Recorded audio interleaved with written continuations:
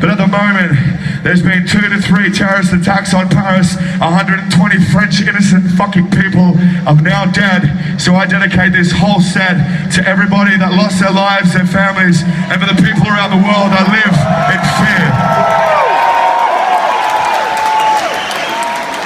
Now, seeing this shit really pisses me off. I wish there was something violent I could do towards the people that harm innocent and free people. If you feel this way about the same things we think about, or even differently, and that these things piss you right off, I want you to join with me in letting go of those feet from the ground. I want everybody to jump with me on this next song. This next song is called